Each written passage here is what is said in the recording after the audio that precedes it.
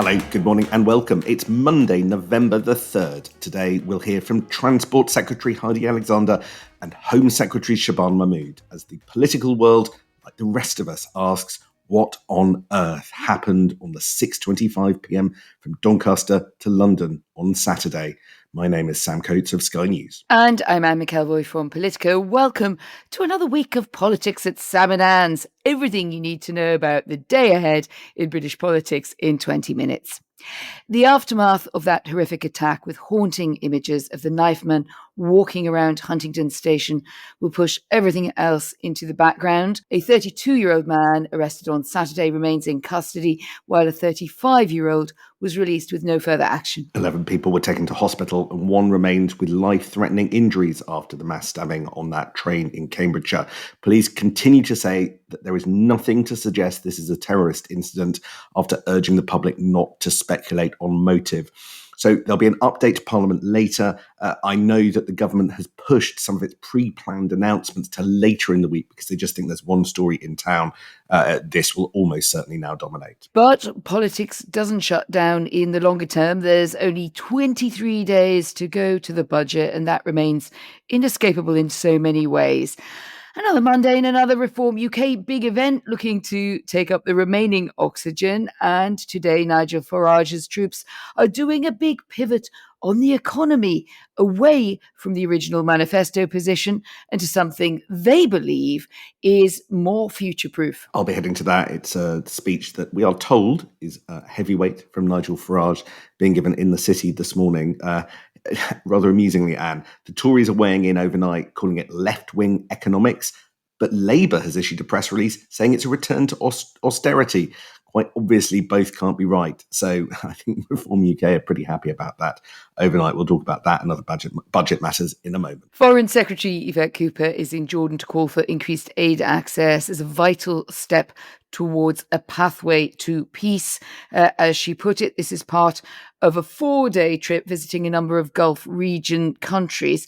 And at some point, she is expected to visit Gaza, which will be a moment. Meanwhile, President Trump's ambassador in London, Warren Stevens, has said that Keir Starmer should scrap his ban on extracting new oil and gas if he wants to be, and I quote, the best ally to the US it can possibly be, close quote. He said that in an interview with Sky News, saying, why import it when Britain can use its own? Yeah, actually, Anne, that's an interview with Wilfred Frost, who is the host of the news show that starts the 8 mornings with Ridge and Frost. And they're doing that alongside a new Breakfast Roundup podcast cheat sheet. Both of those start today. Good luck, guys. I'll see you in a bit. Right. The lesser spotted but much briefed against Cabinet Secretary Chris Wormald appears in public today alongside top diplomat at the Foreign Office, Ollie Robbins. That's at the Foreign Affairs Committee. They're all giving evidence, deliciously enough, on Peter Mandelson's appointment to the role of ambassador in the US, that fateful appointment done at the end of last year. MPs now want to know what went wrong in the process of clearing and vetting Lord Mandelson and whether the due diligence was done properly. So that will be something of the cat and mouse from 1:30, watching two top Mandarins sidestep questions. It'll be a joy, but not automatically yield a huge amount of answers. A joy. Sam's idea of a fun day. One more eye-catching story in the Times. Kemi Badenoch has warned shadow ministers not to stray from her core messages in what's pretty clearly a veiled criticism there of Robert Jenrick and also the party's noisy rising star Katie Lamb. The Tory leader said a breakdown in message discipline was not helpful during a private meeting with her frontbenchers, so clearly trying to restamp her authority on some of her more wayward colleagues. I was very struck by the story. It's a very good story. The Times reports that there were 2 examples that she gave. The first was Robert Jenrick calling for a ban on the burqa, which was later clipped up and posted on his social media. The second was Katie Lamb, who called for some migrants to go home to ensure a more, quote, culturally coherent, close quote, society. It's interesting to me that Kemi Badenoch is suddenly appearing to be more specific about the line she's taking on issues of race and culture. I've noticed she did that over the weekend in the interviews she was giving as well. I know, Anne, that there are non-white Tory MPs deeply uncomfortable and unwilling to defend the comments of colleagues, particularly colleagues in the shadow cabinet. So I think she is attempting to draw a line and draw the line for the party in a very sensitive area. Right, let's dive into the budget. What catches your eye, Anne? Well, interesting line this morning in the Telegraph. You said last week, Sam, there would be a hike in gambling taxes, and Ben Riley-Smith is reporting today that horse racing would be spared if there were any such measures from Rachel Reeves. Possibly they've got the best lobbyists, who knows? Or they just run faster than anyone else. They think they'll raise $1 billion or so by putting up two duties being lined up for rises. That's the machine games duty, which affects gamblers using machines in bookies, and the remote gaming duty, which stings online casinos. But if there is an exemption for horse racing, that would effectively mean no duties on punters who bet cash at the races. Do we think it's a coincidence that this is among Keir Starmer's wife Victoria's favourite pastimes, or am I being a little cynical there about the gambling classes? I actually don't think you should be too cynical, Anne, because we all know about Vic's interests in horse racing because it's in the register of members' interests. It's in Keir Starmer's register because they have accepted some freebies from horse racing organisations. And this fact that the Prime Minister's wife loves horse racing is so well known in the betting and gaming industry. They will have been leveraging this specific fact. So it's fascinating that that story has emerged. Right, let's talk about the big picture of the budget. Last week, we told you that Treasury officials had been tasked to do what they could to protect the lower 2/3 of earners, which some in government think is a pretty decent definition of that sort of conundrum of working people. And it was nice to see that being continued to be discussed over the weekend and in the Times this morning and all the rest of it. I was thinking in the last couple of days how to characterize the top third, the ones who were exposed, the ones who need to be bracing themselves for tax rises on the 26th of November. And essentially, Anne, you should think of the top third of earners as Londoners, the kind of southeast. That's where an awful lot of the higher, where the sort of average salary is just much closer to the biting point at which people start being exposed. Now, there's a bit of a development over the weekend. The Treasury's updated what's known as the narrative. So in the run-up to a budget, the Treasury deliberately tries to spin a story, and this isn't a bad thing, but it deliberately tries to spin a story about the budget preparations. And it's worth looking at it in detail because it gives us clues to what's actually happening. So right now, the narrative is that the tax rises and budget decisions are aimed at three priorities. Number one, cutting waiting lists. Number two, cutting national debt. And number three, cutting the cost of living. So that, to me, that if that's where we are, if that's the story they want to tell off the back of November the 26th, that's fascinating because, first of all, they're saying that the NHS is a priority, hinting that it might get more money. That was the story in the Sunday Times yesterday. For my money, if this means cash for the NHS, does that really go on waiting list? Because the things that the NHS are asking for are redundancy payments for NHS workers and cover for strikes and the like. So that's that, and this is the public services that's got so much cash. If there's a big promise on the cost of living, that's so spendy.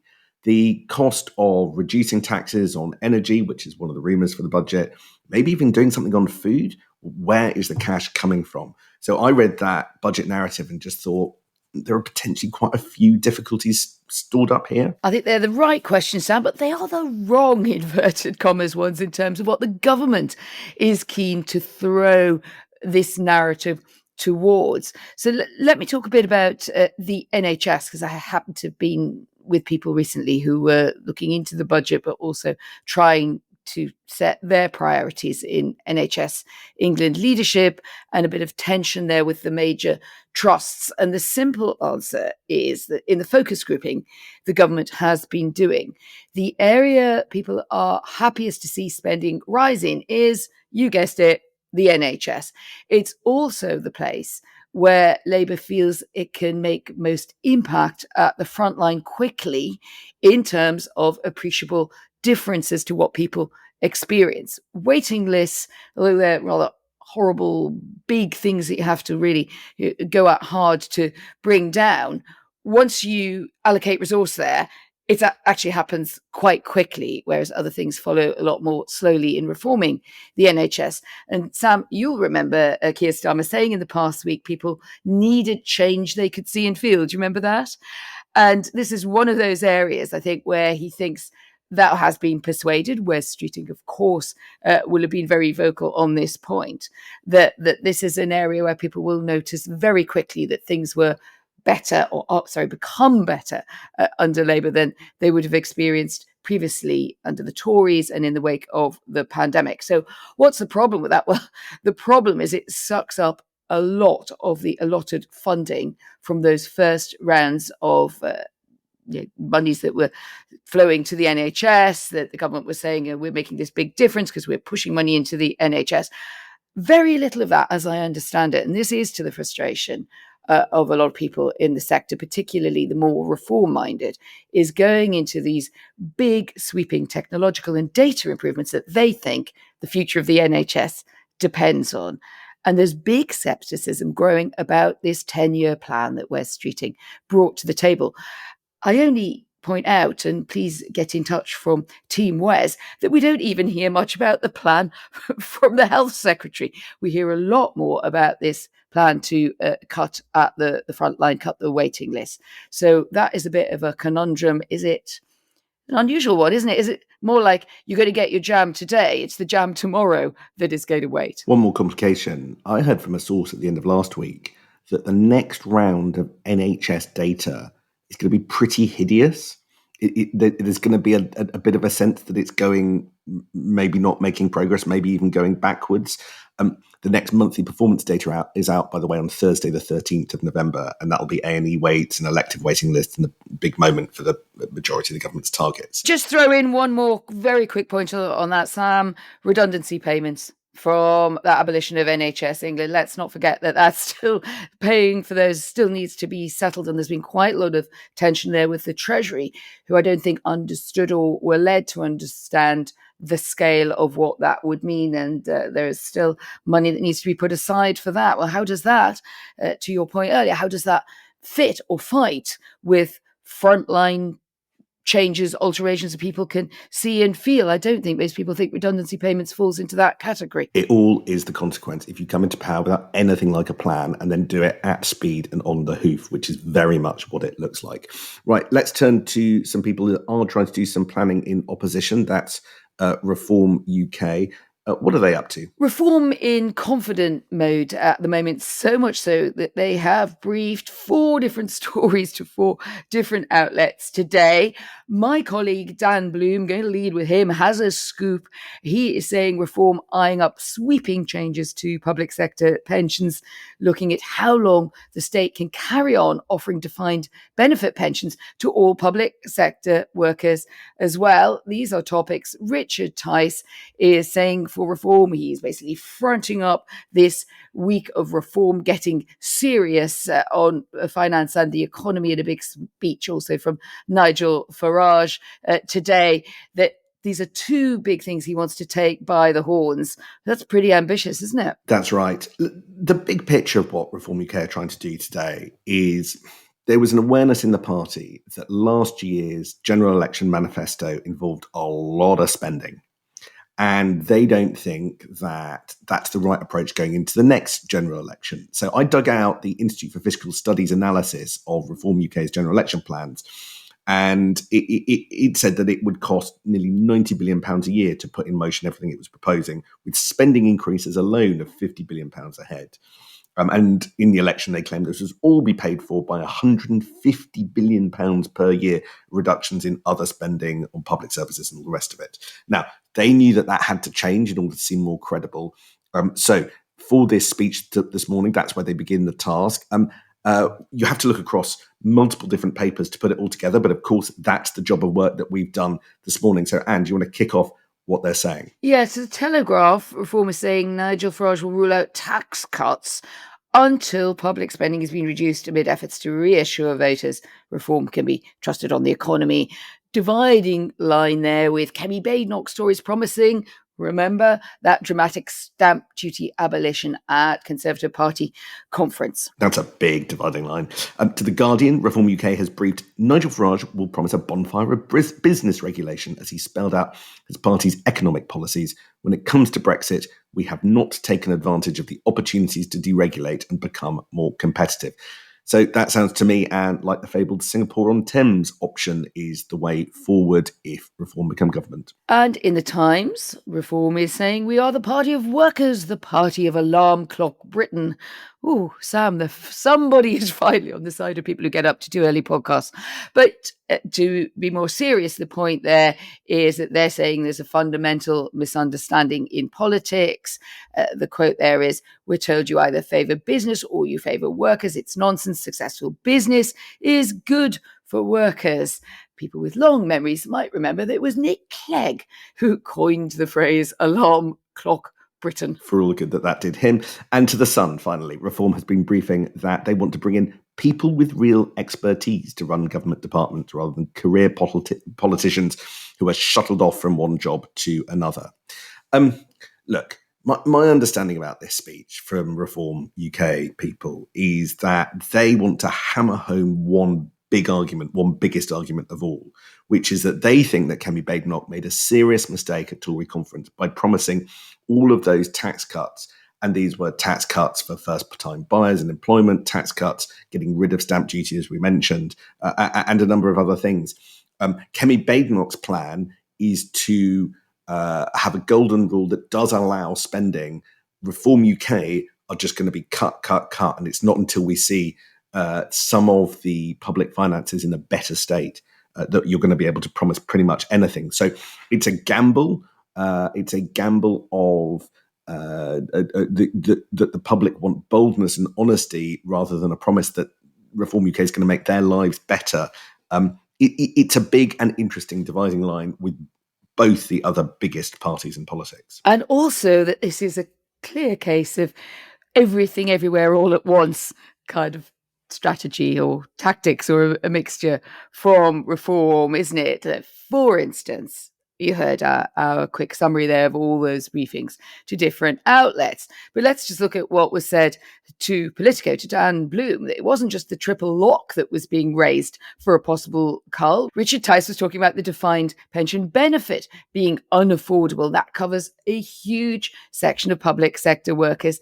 It's very valuable indeed to the better off public sector earners. Everything is up for review, he said, because nothing's affordable if we keep spending more than we're earning. Well, them be true words. Most people who have basis in reality in thinking about the economy across the parties probably agree with that and have some frustrations. But then to go straight into saying, so we're going to look at pensions triple lock as well. Now that could really put Reform into interesting and risky territory here, because in some ways it opens up the topic for other parties who might be pleased that these pension stormtroopers are wading into battle. But Reform doing it early is potentially first mover disadvantage. That was really what I came away from reading the playbook this morning thinking. What about you? There's also a Policy Exchange report out today suggesting the same thing. There is something in the undergrowth. There is an attempt to nibble away at the pensions triple lock and some other big items of spending.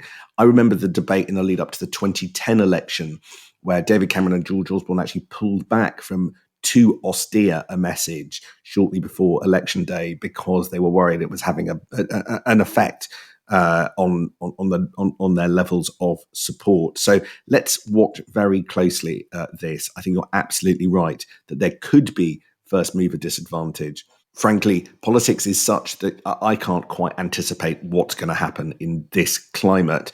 Let's see how the budget lands as well.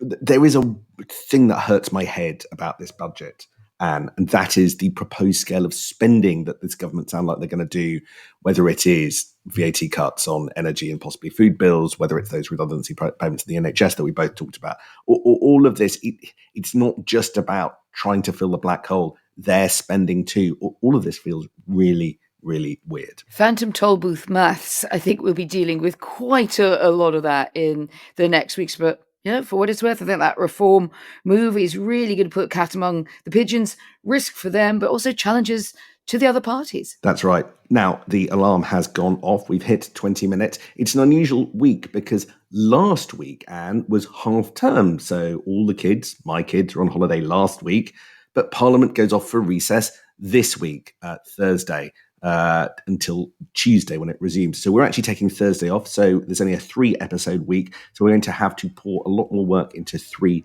episodes. So we'll be back tomorrow for Tuesday's Politics with Sam and Anne. I'll see you then. Alarm clock Britain, Sam. Never sleeps.